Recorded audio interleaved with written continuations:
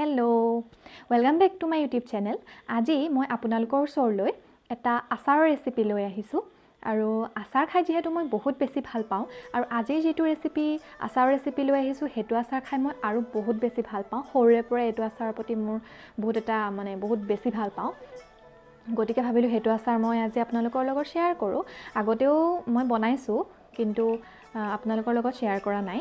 আৰু মোৰ চেনেলত আচাৰ ৰেচিপি কেইবাটাও আছে, আপোনালোকে যদি চাবলৈ ইচ্ছা কৰে তেতিয়াহ'লে মোৰ চেনেলত গৈ চাব পাৰে।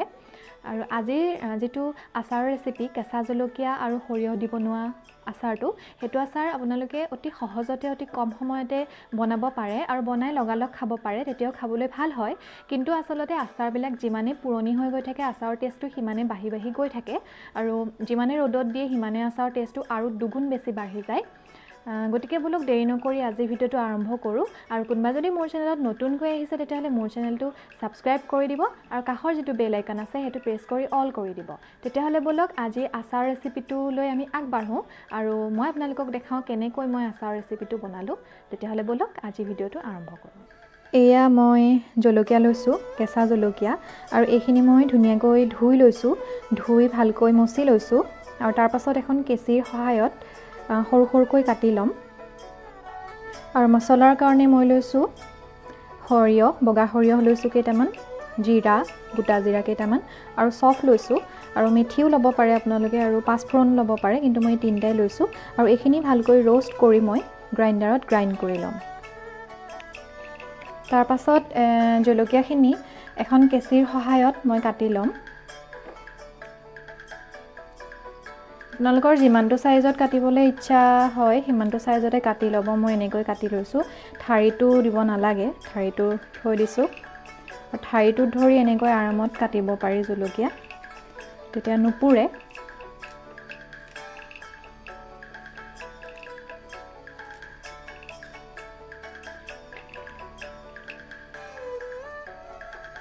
আৰু এনেকৈ মই গোটেই জলকীয়াখিনি কাটি ল'ম। আৰু মোৰ জলকীয়াখিনি কাটি লোৱা হৈ গৈছে এইখিনি, আৰু গোটেইখিনি লোৱা নাই, ইমানখিনি থাকিলে, কাৰণ গোটেইখিনি দি দিলে বহুত বেছি হৈ যাব, এয়াই হৈ যাব। এইখিনি মই ধুনীয়াকৈ কাটি ল'লোঁ।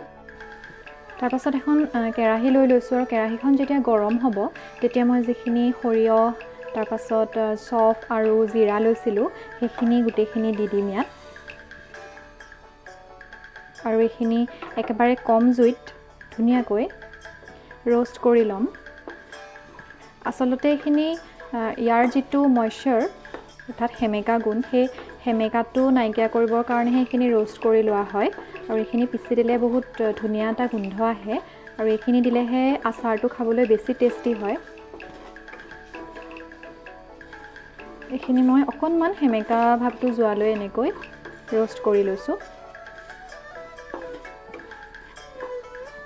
ইয়াত মন গ'লে আপোনালোকে শুকান জলকীয়াও দি দিব পাৰে কালাৰৰ কাৰণে।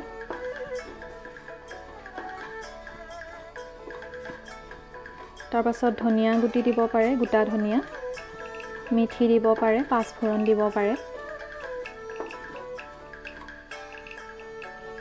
তাৰপাছত এইখিনি যিখিনি মই ৰোষ্ট কৰি লৈছিলোঁ সেইখিনি এটা গ্ৰাইণ্ডাৰত গ্ৰাইণ্ড কৰি ল'ম ধুনীয়াকৈ।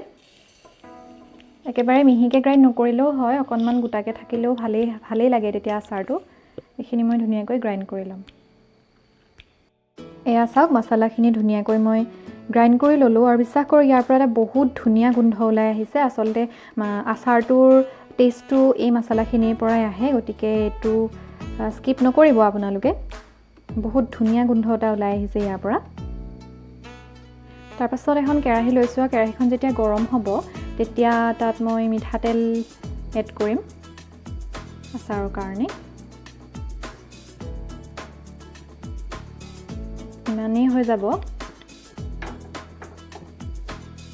এইখিনি মই গৰম কৰি ল'ম। আৰু তেলখিনিৰ পৰা ধোঁৱা ওলাইছে, মানে তেলখিনি গৰম হ'ল। আৰু এইখিনি তেল এতিয়া আমি লগালগ ব্যৱহাৰ নকৰোঁ, এইখিনি ঠাণ্ডা হ'ব লাগিব অকণমান। ঠাণ্ডা হ'লেহে আচাৰখিনি বনোৱাবলৈ আমি ৰেডি হ'ব আমাৰ তেতিয়া। এইখিনি অকণমান ঠাণ্ডা হ'বলৈ দিম এতিয়া। আৰু তেলখিনি মই কেৰাহীখনৰ পৰা এটা বাতিলৈ লৈ লৈছোঁ, আৰু এইখিনি অকণমান ঠাণ্ডা হৈছে, গতিকে আচাৰ বনাবৰ কাৰণে এইখিনি ৰেডি হৈ গৈছে।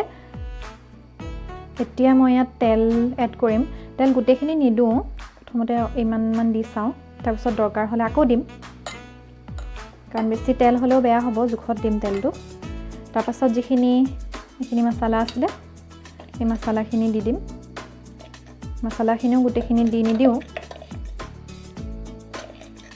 প্ৰথমতে 4 চামুচ দি লৈছোঁ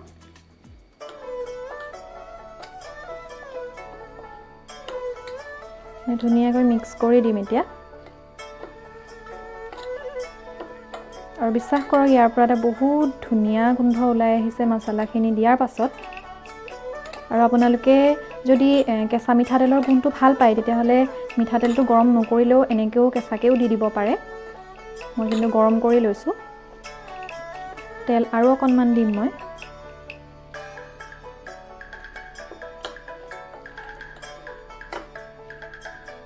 তাৰপাছত এতিয়া ইয়াত এড কৰিম মই নিমখ আধা চামুচেই হ'ব নিমখ তাৰপাছত ইয়াত এড কৰিম এতিয়া মই হালধি আধা চামুচেই তাৰপাছত এইখিনি আকৌ মই ধুনীয়াকৈ মিক্স কৰি দিম